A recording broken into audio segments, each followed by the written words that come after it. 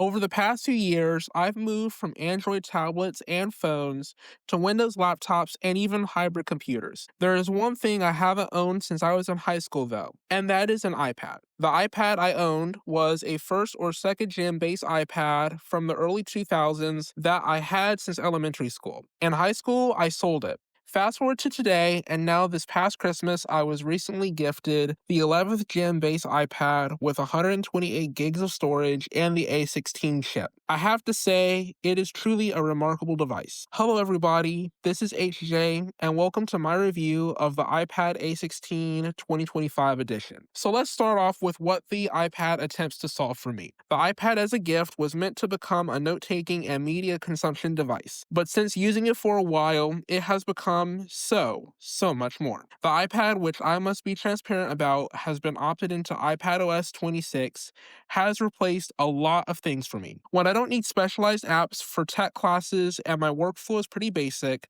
my iPad can completely replace my laptop I use for college, which I'm working on my third degree, by the way.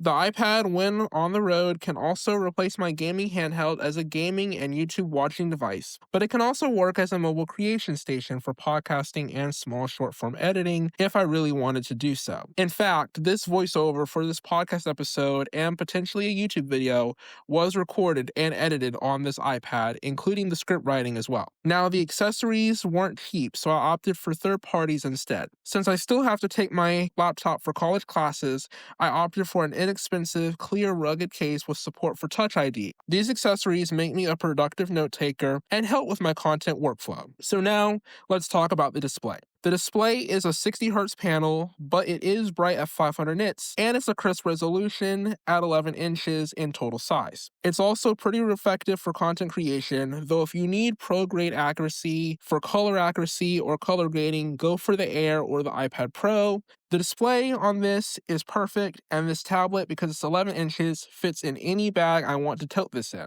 The cameras are both 12 megapixels and are fine for Zoom or video calls, or if you really want to do short-form personal video projects, you could do it and record and edit, but for YouTube videos or streams of anything of that nature, the camera may or may not cut it for some people, so just do your research into the camera and see if it's going to work for what you intend to use it for. Speaking of editing, the iPad works well for that in limited cases. DaVinci Resolve and maybe Final Cut Pro or some others might be a little bit limited. Like if you need to do a 1080p video edit or some short form or a podcast, especially podcast by the way, it does work flawlessly. 4K in some capacity is sometimes doable, but once you do that, you may want to look at the Air if you're planning to use more than 1 or 2 layers, maybe 3, color grading, and intense special effects. I stress podcasts by the way, because podcasts would probably get the most benefit when it comes to editing and recording on this, as their workflow is mainly audio and they could easily max this thing out and keep on going without having hardly any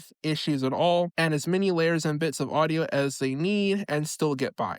Gaming is also really doable. COD Mobile runs at max FPS on medium and max, or high FPS on high settings if you're really trying to balance that performance to battery and heat ratio. If you do run max, note that the tablet gives a warning of prolonged use and temps in the bottom on COD Mobile, so I'd highly recommend running it at medium or high and running it at like a high FPS and not max. Now, I ran it at medium and I ran it at high FPS and it easily beat the 60Hz refresh rate. See what I did there? Not talking about the players, by the way.